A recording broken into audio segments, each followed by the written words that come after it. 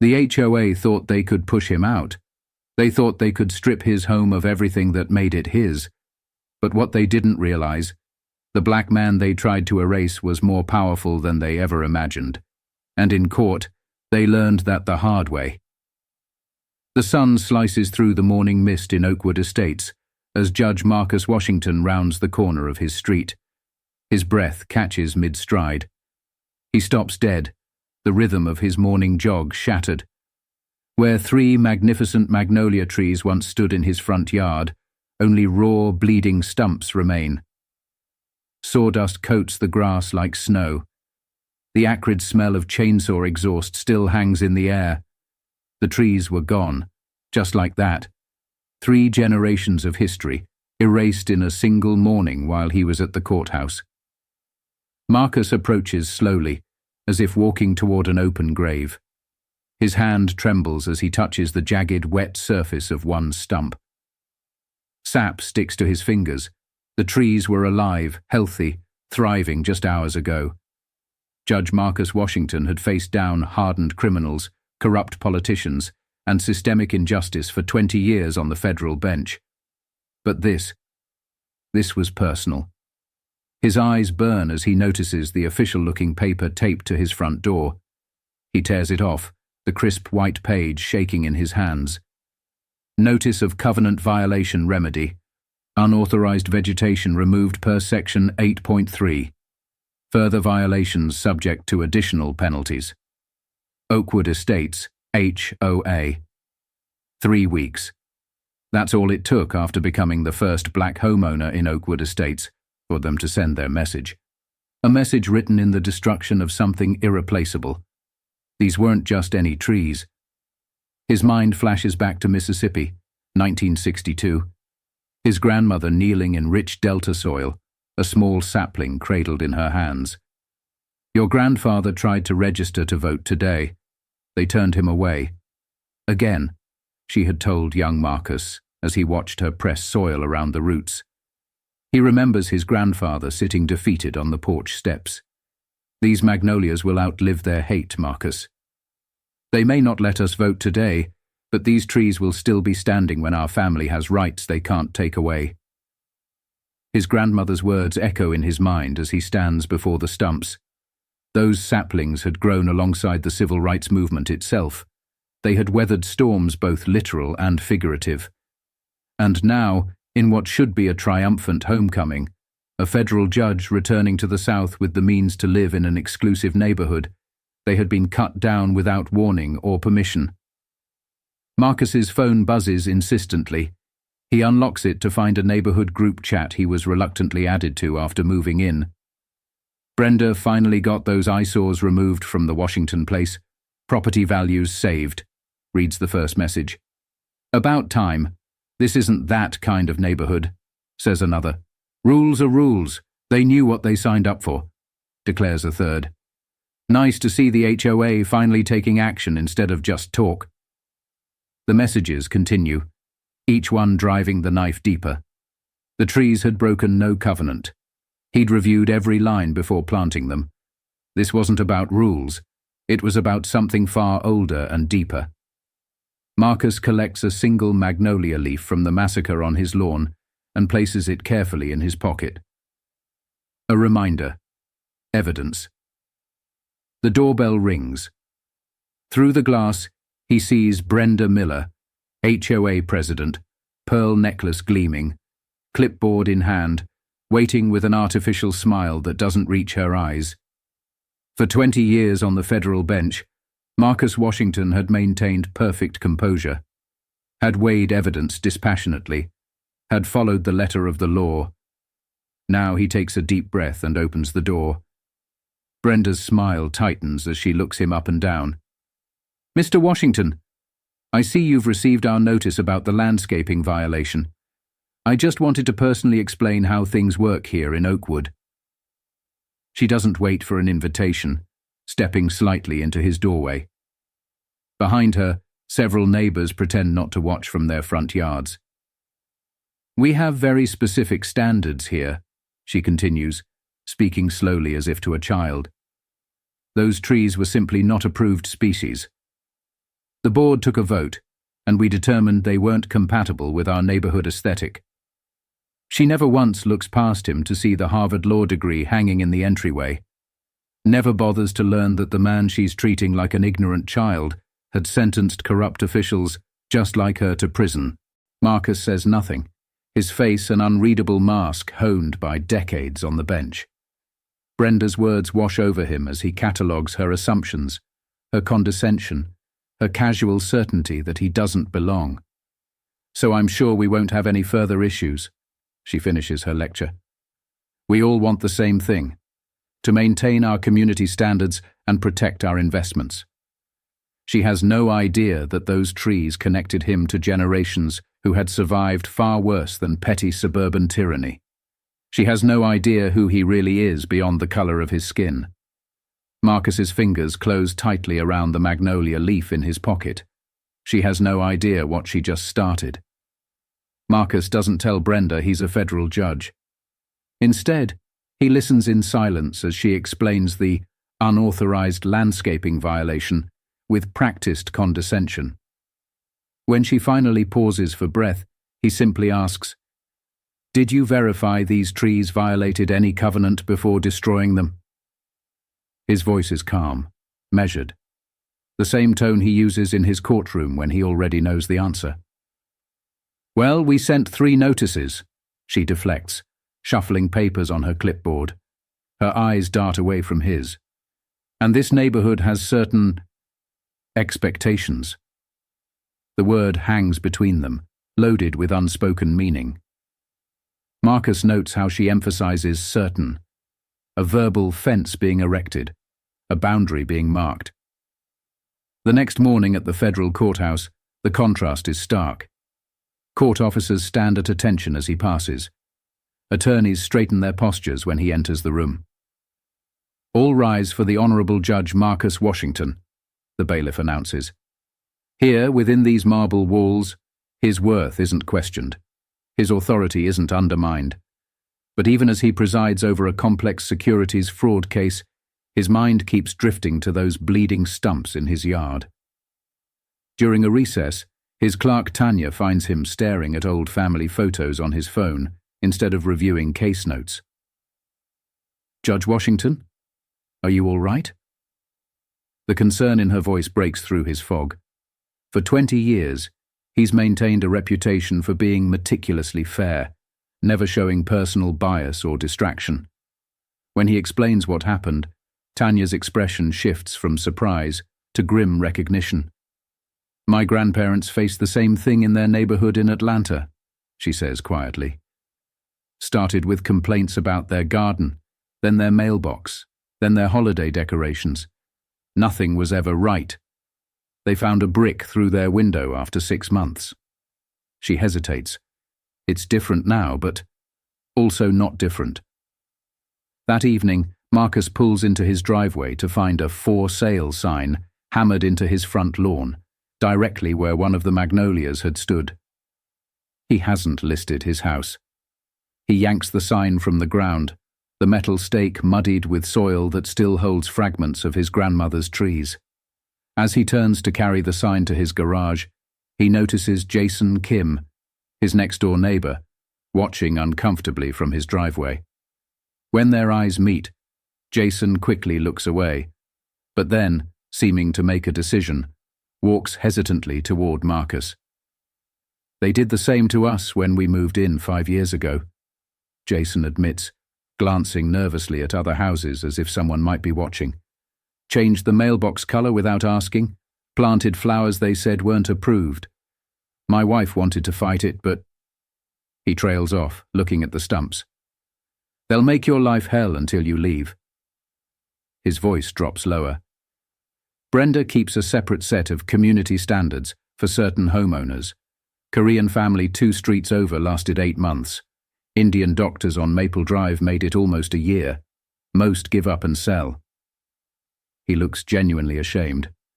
"We stayed because we changed everything they wanted, made our house acceptable."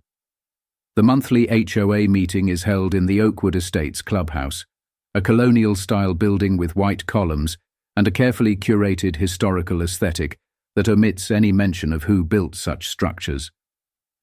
Marcus sits quietly in the back as Brenda proudly announces beautification measures recently taken on several streets, including Oakwood Drive, his street. When the floor opens for homeowner comments, Marcus raises his hand. Brenda recognizes everyone else first. Questions about pool hours, complaints about teenage skateboarders, discussions about the upcoming neighborhood picnic. Only after 30 minutes, when she can no longer pretend not to see him, does she reluctantly nod in his direction. Marcus stands, introduces himself calmly, and presents documentation proving his trees violated no covenant in the HOA bylaws. He distributed copies before the meeting, a habit from presenting evidence in court. The magnolias were standard size, properly placed, and aesthetically consistent with neighborhood landscaping guidelines. Their removal was unauthorized and illegal. Nevertheless, Brenda interrupts, barely glancing at his documentation, the board made its decision based on neighborhood aesthetic concerns. The matter is closed. She attempts to move on to the next agenda item, but Marcus remains standing. Selective enforcement of covenants based on the homeowner's race is a violation of the Fair Housing Act, he states, his voice carrying through the now silent room. For the first time, Brenda looks uncertain, thrown off script. Other homeowners shift uncomfortably in their chairs. An older white couple Marcus hasn't met exchanges troubled glances. The man half raises his hand, but lowers it when his wife squeezes his arm. The moment passes. Brenda regains her composure, forces a tight smile, and changes the subject. But the discomfort in the room remains palpable. Not everyone, it seems, is comfortable with what happened to his trees. The harassment escalates. Marcus finds his trash cans overturned one morning, garbage strewn across his driveway. His security camera, installed after the tree incident, captures teenage boys doing it, while parents watch from an idling SUV down the street. He recognizes them as the Miller's sons. When Marcus approaches Mr. Miller directly, showing him the footage on his phone, Miller shrugs it off. "Boys will be boys," he says with a smirk. "Maybe if you kept your property clean, they wouldn't have been tempted." The implication is clear. Marcus belongs with the trash. At work, Marcus's growing distraction doesn't go unnoticed. His colleague Judge Reynolds, who recommended Oakwood Estates to him, asks about his troubled demeanor in the judge's private dining room. "I thought it would be different now, Richard," Marcus says quietly. "It's been 20 years since we were in law school together." Reynolds looks uncomfortable. "These places take time to adjust, Marcus. You're different from their usual residents." He pauses, choosing his words carefully. "Maybe you should just move. Some battles aren't worth fighting." The suggestion stings worse than the harassment itself. Even here, among his peers, the expectation is that he should retreat, accommodate, make way. Marcus remembers his grandmother's words about the magnolias, symbols that his family wouldn't be moved. "Different how, exactly?" he asks Reynolds, who suddenly becomes very interested in his soup. When Marcus returns home that evening, water is pouring from beneath his front door. Inside, a burst pipe has flooded his home office, destroying family photo albums and documents. The plumber discovers the pipe was deliberately damaged during a routine inspection the HOA conducted while Marcus was at work, permission he never gave for them to enter his home. Standing in the water-damaged ruins of his family history, something shifts in Marcus. This isn't just about trees anymore. This is about every black family pushed out of neighborhoods through 1,000 small cruelties masked as community standards. As a judge, he spent decades working within a system that promised justice, but often delivered anything but to people who looked like him. The magnolia leaf he saved from the yard sits on his desk, curled and brown at the edges, but still intact. Beside it, he places his waterlogged Harvard Law diploma and a sodden photo of his grandmother standing proudly beside her magnolia trees, trees that survived Jim Crow but couldn't survive Brenda Miller. Now he faces a choice: let another piece of his heritage be washed away, or fight back using the very system he's dedicated his life to upholding, knowing that system's flaws and power firsthand. 3 months after the trees were destroyed, Brenda Miller strides confidently through the revolving doors of the federal courthouse, her lawyer matching her brisk pace. The HOA has been served with a civil rights lawsuit, and she's certain this nuisance case will be quickly dismissed. Her lawyer, a silver-haired man whose country club membership overlaps with half the judges in the district, assured her that homeowner associations have broad discretion in enforcing covenants. Besides, she's documented everything meticulously: every notice, every board vote, every procedural detail. The marble echoes with their footsteps as they approach courtroom 4C. Brenda clutches her designer handbag, confidence radiating from her perfectly coiffed appearance. She's handled dozens of homeowner disputes over her 15 years as HOA president. This will be no different, just another uppity resident who doesn't understand how things work in Oakwood Estates.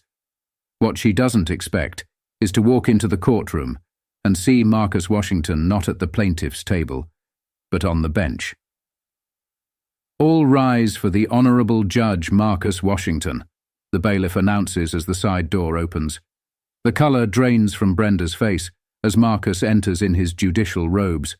Her lawyer freezes mid-step, briefcase hanging limply from suddenly nerveless fingers. Around them, attorneys and court staff rise respectfully as Marcus takes his place at the bench. For the briefest moment, his eyes meet Brenda's, his expression revealing nothing while hers cycles through shock, confusion, and dawning horror. Her lawyer frantically whispers that they need to request a different judge due to conflict of interest, but it's too late. Judge Washington has already begun speaking. This court notes an obvious conflict of interest in case number 23 CV 4872, Washington versus Oakwood Estates Homeowners Association. His voice carries the same measured authority it does in every case. "I am recusing myself from presiding over this matter." A momentary flicker of relief crosses Brenda's face, until he continues. "However, I am personally joining the case as plaintiff, while ensuring it receives proper judicial review from a colleague." With those words, Marcus removes his judicial robe and steps down from the bench. In one fluid motion, he transforms from judge to plaintiff, taking his place at the table opposite Brenda and her stunned attorney. The court doors open as Judge Kimberly Chen enters to take Marcus's place on the bench. "Your Honor," Marcus addresses Judge Chen, "I appear before this court not as a judge, but as a citizen whose civil rights have been systematically violated. What unfolds over the next 3 hours is not a simple case about trees, but a methodical exposure of the HOA's pattern of selective enforcement against homeowners of color." Marcus presents evidence gathered over months, emails between board members discussing how to make the neighborhood less welcoming to certain elements, documentation showing enforcement actions taken against minority homeowners at 3 times the rate of white residents, and testimony from former residents who were similarly pushed out. Brenda shifts uncomfortably in her seat as Marcus introduces into evidence the HOA's own records he legally obtained through discovery. The spreadsheet titled Property Value Concerns categorizes homes by owner demographics, with notes about cultural compliance issues next to every non-white household. "Ms. Miller," Marcus asks during cross-examination, "can you explain why homes owned by people of color received 76% of covenant violation notices, despite making up only 8% of the neighborhood?" Brenda's lawyer objects repeatedly, but Judge Chen consistently overrules him. This isn't just about trees anymore. It's about a system of exclusion hiding behind respectability and rulebooks. But the true turning point comes when elderly couple Harold and Margaret Whitman, the same couple who had exchanged troubled glances at the HOA meeting, take the stand. Harold speaks with a shaking voice that gains strength with each word. "We've watched this happen for 20 years. Different families, same pattern. First the notices for minor violations, then the fines, then the harassment, then they leave. His hands grip the witness stand. We stayed silent too long because we were afraid of becoming targets ourselves. Margaret adds, her voice soft but clear. When they went after Judge Washington's trees, we recognized them as southern magnolias. My grandfather was a segregationist who opposed civil rights legislation. Those same trees lined our family property in Mississippi. She looks directly at Marcus. The symbolism wasn't lost on us. This wasn't about property values. This was about erasing certain histories while preserving others. The courtroom falls silent. Even Brenda's lawyer stops writing notes. Why come forward now? Judge Chen asks. Because there's a difference between being non-racist and being anti-racist, Harold replies. We've been the former for too long. It's time to be the latter. Brenda's carefully constructed facade crumbles as Marcus produces internal HOA emails where board members explicitly discussed making the neighborhood less attractive to certain elements and celebrating when minority families moved out. Her attorney attempts to focus on technical covenant compliance, but Judge Chen repeatedly steers the testimony back to the pattern of discriminatory enforcement.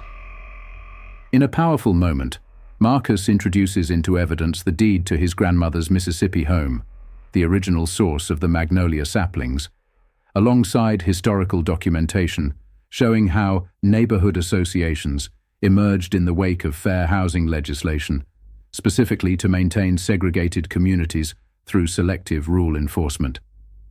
What happened to my family in 2023 is not separate from what happened to families in 1963, Marcus testifies. The methods have become more sophisticated, but the intent remains the same. Jason Kim takes the stand next, visibly nervous but determined. He reveals recordings of HOA board meetings where Brenda explicitly stated that certain types of residents were bad for property values and needed to be managed out of the community. The recordings, legally made under state law, capture board members laughing about how long before the Washingtons get the message. Why didn't you come forward sooner? Marcus asks gently. Jason looks down. Fear, shame, self-preservation. He meets Marcus's eyes. I was protecting my own family by staying silent. I convinced myself it wasn't my fight. He pauses. I was wrong. I'm sorry. As the evidence mounts, something unexpected happens. Brenda doesn't show defiance or anger, but something more complex, a slow, visible unraveling of her certainty.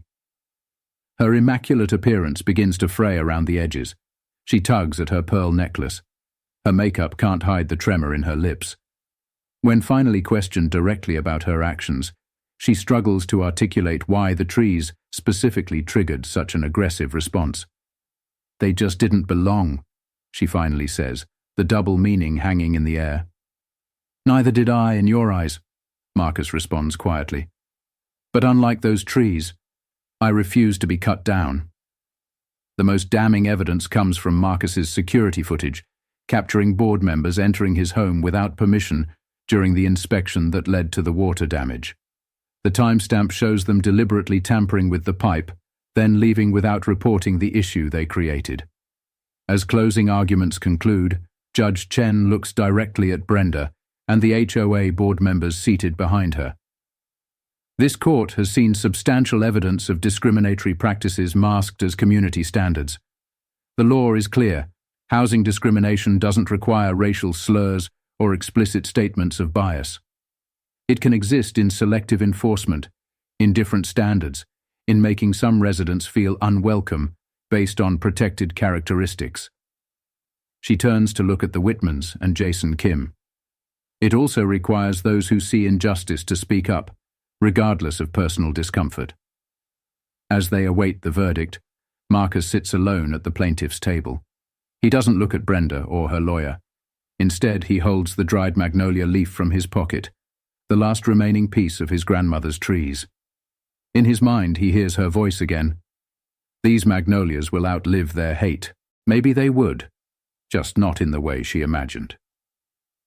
6 months later, Marcus stands in his front yard, early morning dew soaking the cuffs of his pants, as he watches a diverse group of neighbors carefully lower 3 young magnolia saplings into freshly dug holes.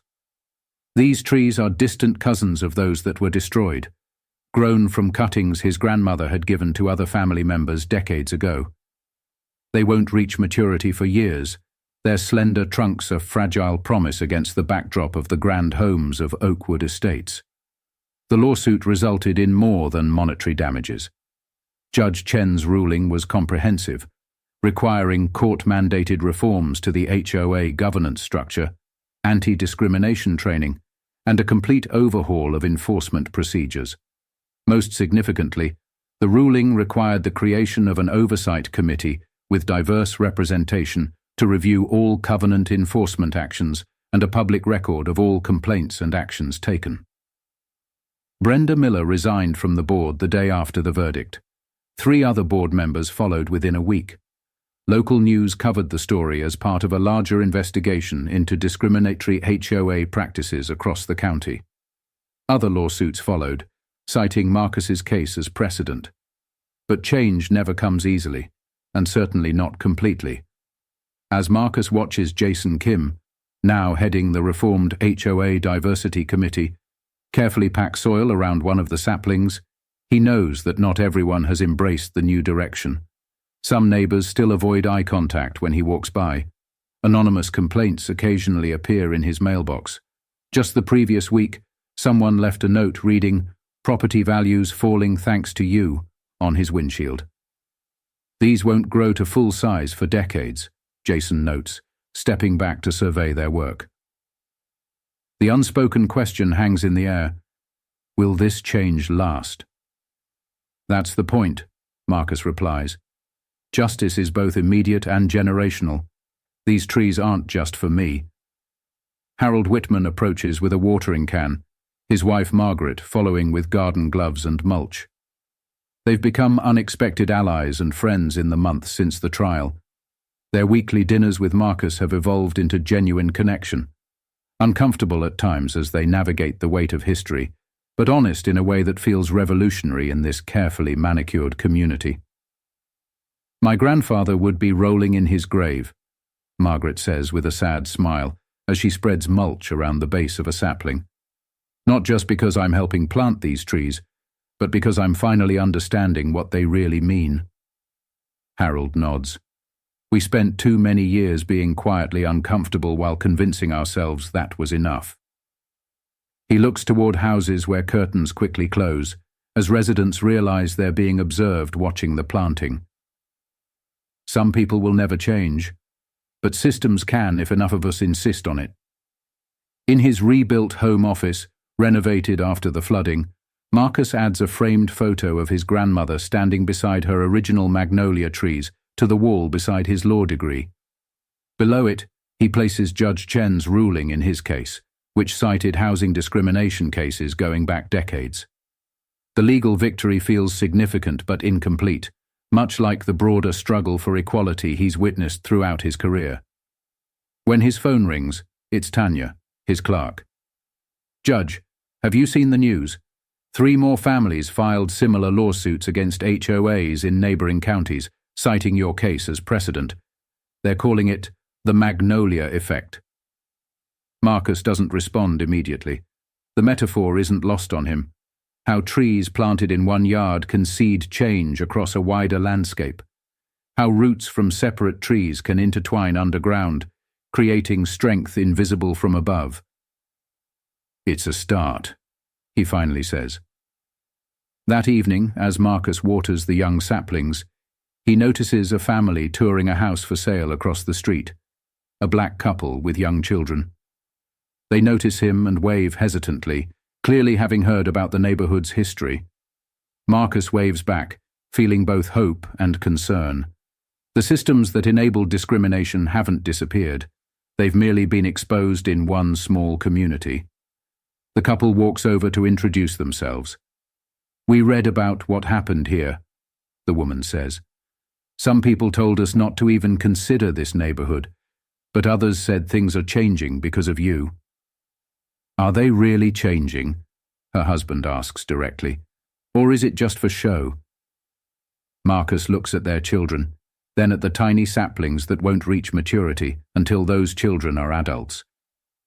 "Change is never complete and never guaranteed," he tells them honestly.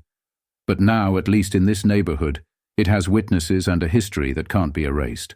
As the family walks away to continue their tour, Marcus turns back to the saplings.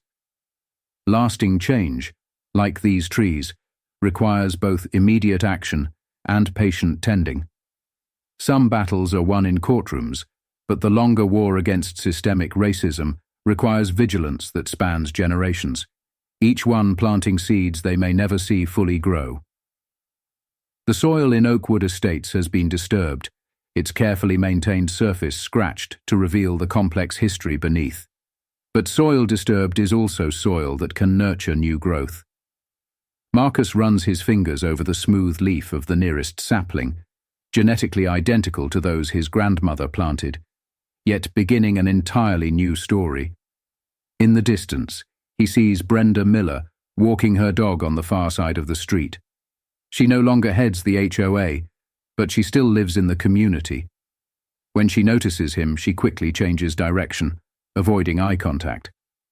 Some people never change, but they can be prevented from inflicting their biases on others through systems and structures that demand accountability. As dusk settles over the neighborhood, Marcus takes a final look at the saplings before heading inside. What remains unsaid, what he knows from his years on the bench, is that laws alone cannot transform hearts. They can create space for change, can punish the most egregious forms of discrimination, but the deeper work happens in the small moments. In neighbors helping to plant trees in each other's yards, in uncomfortable conversations like those he's had with the Whitmans, in people like Jason Kim finding the courage to speak truth despite fear. As he waters the saplings that won't provide shade in his lifetime, he wonders, in a nation built on both noble ideals and profound injustice, can we finally grow communities where everyone truly belongs? Or will we forever be tending the wounds of a society that simultaneously advances and resists progress with each generation? The answer, like the trees themselves, remains to be seen. But tonight, in this yard, new growth has begun.